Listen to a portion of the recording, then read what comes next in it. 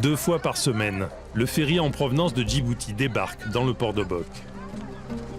Ce matin, les pompiers de l'urgence internationale sont appelés pour intervenir sur le quai avec leur ambulance. Parmi les passagers du ferry, un réfugié yéménite avec sa femme et ses 3 enfants. Dénutri, épuisé par le voyage, il est prêt à perdre connaissance quand les pompiers le prennent en charge pour lui prodiguer les premiers secours. C'est grave ce qu'il avait ce monsieur, heureusement que vous êtes intervenu. Il est mal nourri depuis des mois, il doit faire peut-être 15 kilos, il est complètement déshydraté, il a une plaie dans le dos, il est paralysé du côté droit, oui, il va pas très bien.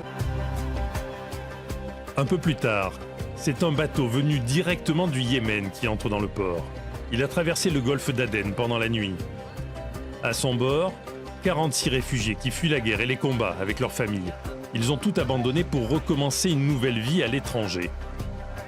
La police monte à bord pour contrôler les passeports. Certains devront rester pendant plusieurs semaines dans un camp de réfugiés à Obok. Ceux qui ont un visa pourront rejoindre directement leur destination. C'est le cas de ce père de famille. Je n'ai plus du tout envie de rester là-bas. Trop de combats, trop de problèmes. J'ai décidé de vivre aux États-Unis. C'est plus sûr pour moi là-bas. Pour moi et ma famille, pour mon fils, pour ma femme, je voudrais qu'on reste tous ensemble là-bas. Plus d'1 millier de réfugiés ont traversé la mer Rouge entre les côtes du Yémen et Obok depuis le début de l'année. Près de 30 000 l'an dernier.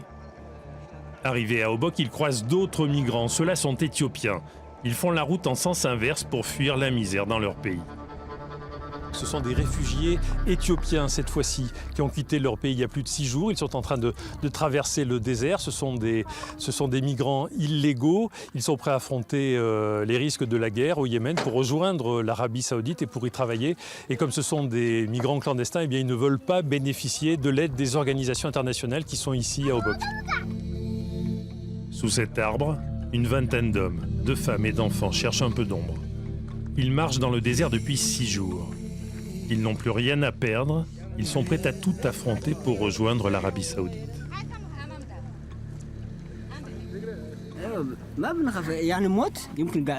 La mort nous attend partout, même si on reste chez nous.